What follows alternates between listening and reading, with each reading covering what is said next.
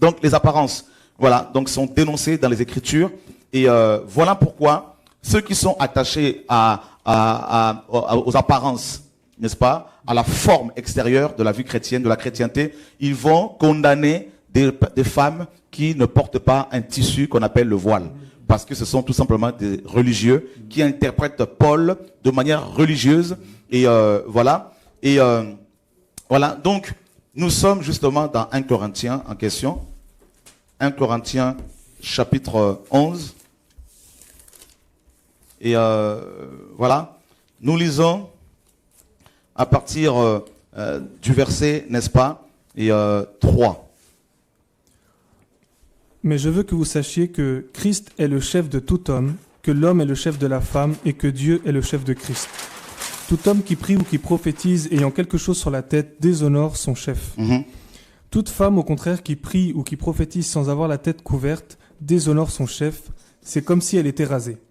Car si une femme n'est pas couverte, qu'on lui coupe aussi les cheveux. Or, s'il est honteux pour une femme d'avoir les cheveux coupés ou d'être rasée, qu'elle se voile. Car pour ce qui est de l'homme, il ne doit pas couvrir sa tête vu qu'il est l'image et la gloire de Dieu, mais la femme est la gloire de l'homme. Parce que l'homme n'a pas été tiré de la femme, mais la femme a été tirée de l'homme. Et aussi, l'homme n'a pas été créé pour la femme, mais la femme pour l'homme. C'est pourquoi la femme, à cause des anges, doit avoir sur la tête une marque de l'autorité de son mari, dont elle dépend. Ok. Alors ici, David, on nous parle du voile par rapport aux femmes qui ont des maris. Et non aux femmes célibataires. Si nous restons dans le contexte de la parole de Dieu. Parce que nous voulons comprendre l'évangile. Nous ne voulons pas mélanger la parole de Dieu. Donc, Paul parle du voile ici par rapport aux femmes mariées. Et le grec le dit également là. La femme, à cause de son mari, doit avoir sur sa tête, et à cause des anges, n'est-ce pas, la marque de l'autorité dont elle dépend. Mais dans les textes originaux, ça n'existait pas. Voyez? Et dans la version de Martin et d'Osterwald, ça n'existait pas non plus. Parce que ces deux versions respectent vraiment, respectent scrupuleusement les textes originaux. Frères et sœurs, vous avez tous regardé cette courte vidéo. Donc, nous allons commencer à prendre ce passage dans la version du second. Lisons. 1 Corinthiens chapitre 11 verset 10. C'est pourquoi la femme, à cause des anges, doit avoir sur la tête une marque de l'autorité dont elle dépend. Une marque de l'autorité dont elle dépend. On n'a pas dit une marque, voilà, la marque de l'autorité de son mari. C'est écrit, nous sommes dans la version du second. Nous sommes d'abord dans la version du second. C'est pourquoi la femme, à cause des anges, doit avoir sur la tête une marque de l'autorité dont elle dépend. Donc, c'est qu'elle peut dépendre de, voilà. Mais, à chaque fois qu'elle prie ou prophétise, parce que le laps de temps est bien choisi. C'est quand elle prie ou prophétise. Donc, on n'a pas dit qu'elle doit rester avec ça tout le temps. Lisez tout le passage. Donc, je m'arrête d'abord là. Après, nous allons voir dans sa version. C'est pourquoi la femme, à cause des anges, doit avoir sur la tête une marque de l'autorité dont elle dépend. Donc, la femme dépend de son mari. Elle peut aussi dépendre de son père. Bien avant de se marier, elle dépend de son père. Donc, je vous donne ça déjà d'avance. Je vous donne ça déjà d'avance et nous allons voir ça après. Donc, je me calme d'abord là. Après, nous allons voir sa version. Nous allons aussi voir la version de Martin. Nous allons aussi voir la version d'Osteva. Parce que pour vous, ce sont les meilleures versions. Lui, il dit, voilà, Martin et Osteva ont traduit scrupuleusement les textes originaux. Donc, c'est-à-dire que pour lui, Martin et Osteva ont traduit scrupuleusement les textes originaux. Donc, c'est que entre Martin et Osteva, il n'y a pas de contradiction. Vu qu'ils ont traduit scrupuleusement les textes originaux. Et nous allons voir ça. Donc, c'est pourquoi la femme, à cause des anges, doit avoir sur la tête la marque de l'autorité dont elle dépend. Elle peut dépendre, premièrement, d'abord, elle dépend de son père, avant d'aller en mariage. Et nous allons voir ça. Nous sommes dans la Bible. Hein? C'est la Bible. Donc, c'est-à-dire que nous lisons l'Ancien Testament, nous lisons le Nouveau Testament. C'est la Bible.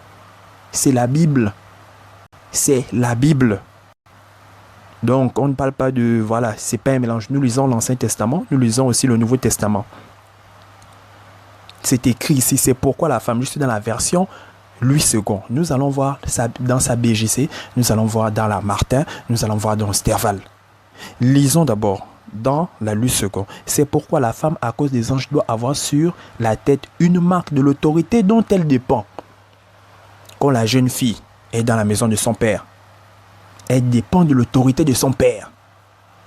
Elle dépend de l'autorité de son père. Quand je dis de l'autorité de son père, il faut aussi bien mettre dans le contexte. Et nous allons voir ça. Nous allons voir ça. Nous allons voir cela. Elle dépend de l'autorité de son père. Donc vous allez dans l'église avec votre fille. Elle ne dépend pas de votre autorité. Cet idiot-là vient vous dire que voilà, non, voilà, ceux qui ont dit que voilà, c'est les célibataires et tout, en temps pour la Palestine de son mari. Nous allons voir tout ça. Nous allons faire la lumière sur ça. Je vous dis, là, il a modifié sa Bible, mais c'est un démon.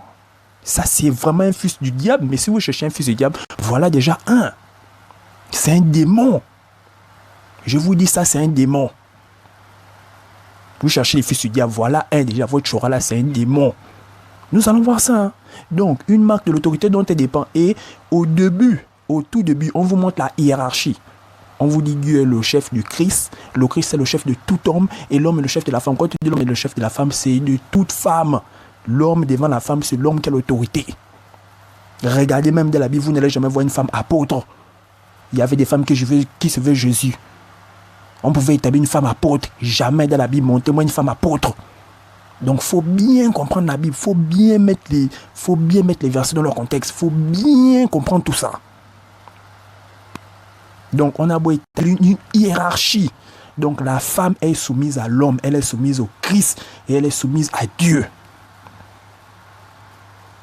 Elle a plusieurs chefs. Elle ne commande personne. Elle a plusieurs chefs. Je vous dis ça de manière simple. L'homme est soumis à Christ. Et Christ est soumis à Dieu. Donc, l'homme est soumis au Christ. Et il est aussi soumis à Dieu. Mais la femme est soumise à l'homme. Parce qu'après, il va parler, voilà, la femme a été tirée de l'homme. Il faut bien comprendre, il ne faut pas vous échapper. C'est là, c'est pourquoi la femme, à cause des anges, doit avoir sur la tête une marque de l'autorité dont elle dépend. Quand la fille n'est pas encore en mariage, elle dépend de l'autorité de son père. Et nous allons voir, c'est l'homme qui donne sa fille en mariage. C'est dans la Bible que nous allons voir ça. Ne philosophez pas, non, voilà, l'homme peut mourir, voilà, la mère va donner. Ne philosophez pas, nous sommes dans la Bible. Restons dans la Bible. Nous allons voir, c'est l'homme qui donne sa fille en mariage. C'est l'homme. Donc, on ne vous parle bien de cette autorité-là. Donc, quand elle est dans la maison de son père, elle dépend de l'autorité de son père. Donc, vous allez avec votre fille à l'église. Vous allez avec elle à l'église. Tu te mets à prier, donc elle est sous ton autorité, elle ne peut pas se voiler. Tu es son autorité, voilà pourquoi on dit l'autorité dont elle dépend aussi de l'autorité de son père. Bon, maintenant, quand elle n'est plus dans la maison de son père, elle dépend maintenant de l'autorité de son mari. C'est clair, c'est assez clair. Donc, quand on a dit de l'autorité dont elle dépend là, c'est vaste. Et celui qui a du discernement comprend. Bon, maintenant, celui qui croit ce fils du diable, là, je vous dis ça, c'est un démon. Vous êtes déjà à côté. Et nous allons voir cela. Je vais vous prendre des exemples simples. Je ne veux pas vous embrouiller. Donc voilà. Nous sommes dans la version Louis II. C'est pourquoi la femme, à cause des anges, doit avoir sur la tête une marque de l'autorité. Quand elle dépend, elle peut dépendre de l'autorité de son père. Voilà, la célibataire. Quand elle est son homme, donc quand elle est mariée, voilà, elle dépend maintenant de l'autorité de son mari. C'est assez clair.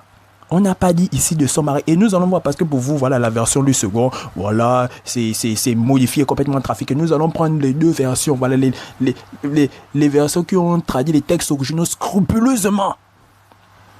Donc, allons-y regarder aussi le verset 13 dans la version Louis II. Verset 13. Jugez en vous-même. Est-il convenable qu'une femme prie Dieu sans être voilée? Donc, on n'a pas dit qu'une femme marche, voilà, sans être voilée. On n'a pas dit qu'une femme marche sans être voilée. On n'a pas dit prier et prophétiser. Il faut bien lire le passage. On vous amène dans les versets, on vous embrouille, vous êtes là à côté. Il a dit prier ou prophétiser. C'est prier. Donc le laps est un bien spécifique. C'est pas comme les musulmans qui se baladent avec le voile tout le temps. Non. c'est quand elle prie ou prophétise. Donc, il dit bien, jugez en vous-même. Est-il convenable qu'une femme prie Dieu sans être voilée? Il n'a pas dit, est-il convenable qu'une femme ne se voile pas? Il a bien dit, le laps d'état bien choisi, prier ou prophétiser. C'est là où elle se voile. C'est clair. C'est clair. Donc, allons-y lire dans sa BGC. Voilà, nous sommes dans sa BGC. Ceux qui ont la BGC connaissent. Ceux qui ont la BGC savent que voilà, ça c'est la BGC. Voilà. 1 Corinthiens 11, verset 10. C'est pourquoi la femme, à cause des anges, doit avoir sur la tête une marque de l'autorité de son mari. Après, il ajoute encore dont elle dépend. Il ajoute encore dont elle dépend. Donc, je reprends. Hein. Celui qui a compris a compris. Celui qui n'a pas compris, je ne veux pas insister sur ça. Parce que beaucoup n'ont même pas compris. Beaucoup ne vont pas comprendre. Seuls ceux qui ont quand même un peu vont comprendre ce que je veux faire comprendre là. C'est pourquoi la femme, à cause des anges, doit avoir sur la tête une marque de l'autorité de son mari dont elle dépend. Bon, maintenant, là, nous sommes dans la BGC. Dans sa BGC. Voilà, on peut comparer les versets. C'est bien. Mais, frères et sœurs, vous avez la BGC. Moi, je ne comprends pas. Hein. Donc, vous avez la BGC, on vous dit que voilà les textes originaux. Voilà, on vous a donné 2 textes originaux. Hein. Voilà, plutôt 2 versions voilà, qui respectent scrupuleusement les textes originaux.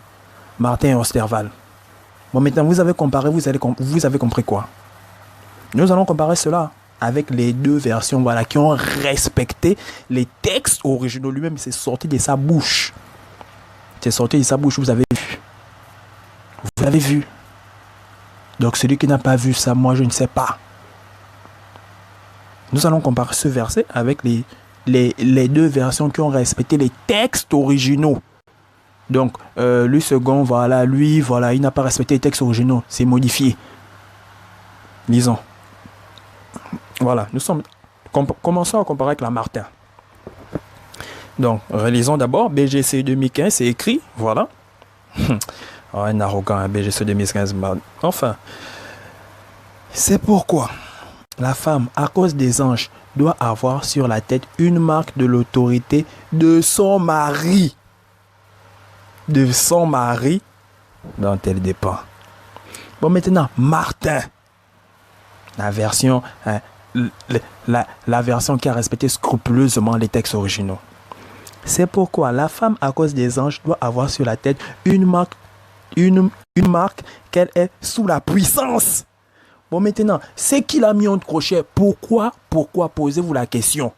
Pourquoi de son mari est entre crochets. Bon, maintenant, Martin a pris le soin de mettre de son mari entre crochets. Bon, maintenant, Shura, ce fils du diable, n'a pas pris la peine de mettre son crochet. Il met directement ça, voilà, l'autorité de son... Mes frères, réfléchissez, Martin met ça entre crochet. Pourquoi Martin met les mots entre crochet? Pourquoi? Vous avez la BGC, vous qui croyez aux doctrines diaboliques de votre Shura là, vous avez la BGC. Vous vous êtes pas posé la question, mais attendez. C'est pourquoi la femme, à cause des anges, doit avoir sur la tête une marque qu'elle est sous la puissance. Mais après, il a mis entre crochets de son mari. Et nous allons voir cela. Je vais vous expliquer ça de manière simple. Celui qui comprend, c'est bon. Mais quand même, vous avez la BGC depuis. Vous n'avez jamais comparé ce passage. Vous n'êtes jamais allé loin dans les recherches. Donc, Martin, je précise bien, Martin a pris le soin de mettre de son mari entre crochets. Et ceux qui connaissent. Posez-vous la question. Donc, lisons d'abord Osterval. Vous allez voir, nous allons voir si Osterval a mis de son mari, que ce soit entre crochets ou... Donc, eux, ils ont traduit la Bible scrupuleusement. Hein, mais regardez bien. Il a bien dit, la version Martin et Osterval ont traduit le texte scrupuleusement. Et remarquons ici que Martin a mis de son mari entre crochets. Il faut comprendre pourquoi Martin mettait certains mots entre crochets. Il faut comprendre ça. Quand tu n'as pas compris ça, tu es à côté. Bon, maintenant, Shura, lui, comme il est, voilà, c'est un fils du diable. Il enlève ce que Martin a mis entre crochets. Il plaque. Immédiatement, voilà. C'est pourquoi la femme, à cause des anges, doit avoir sur la tête une marque de l'autorité de son mari. Puis là, je t'accorde dont elle dépend. Donc regardez bien, regardez la différence entre Martin et Chora, donc entre la BGC et la version Martin. Regardez, Martin a pris le soin de mettre entre crochets de son mari et nous allons faire la lumière sur ça. Voilà, je vais expliquer ça de manière simple, mais ceux qui connaissent, connaissent. Ceux qui connaissent, connaissent. Je vous dis, voilà, frère, lisons Osterval. Osterval, je reprends bon ma Chora. C'est pourquoi la femme, à cause des anges, doit avoir sur la tête une marque de l'autorité de son mari dont elle dépend. Osterwald. C'est pourquoi la femme, à cause des anges, doit avoir sur la tête une marque de l'autorité sous laquelle elle est. Bon, maintenant, frères et sœurs, nous avons vu premièrement que Martin a pris le soin de mettre de son mari entre crochets. Entre crochets. Entre crochets. Et vous avez vu ce qu'il a dit, mais il a pris le soin de mettre entre crochets. Pourquoi? Et il a parlé de puissance. Bon, maintenant, l'autre version, voilà, qui a traduit le texte original scrupuleusement, vous dit clairement, c'est pourquoi la femme, à cause des anges, doit avoir sur la tête une marque de l'autorité sous laquelle elle est. Moi je dis, c'est la même chose. C'est la même chose que la version de Louis II. C'est la même chose. Donc, Osterval, quand on lit bien, sous laquelle elle est, la femme peut être sous l'autorité de... Quand elle est encore célibataire, elle est sous l'autorité de son père. Quand elle est célibataire, elle est sous l'autorité de son père.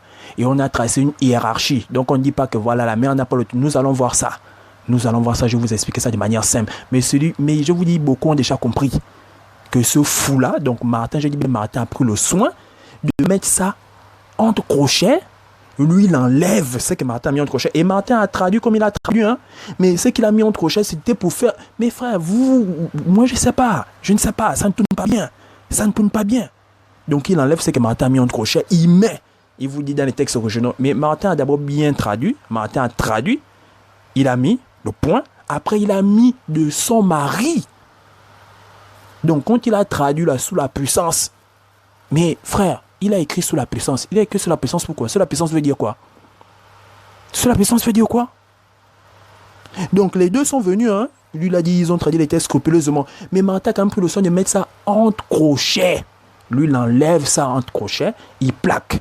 Et Martin avait fini de traduire. Il a mis entre crochets pour faire comprendre certaines choses. Et nous allons comprendre ça. Je vais vous expliquer ça de manière simple. Bon, maintenant, Osterwald, voilà, ils ont traduit, voilà, les textes originaux. Voilà, ils ont respecté scrupuleusement. L'autre a mis entre crochets. Vous n'avez pas compris pourquoi il a mis ça entre crochets. L'autre ici, donc, vous dit sous laquelle elle est.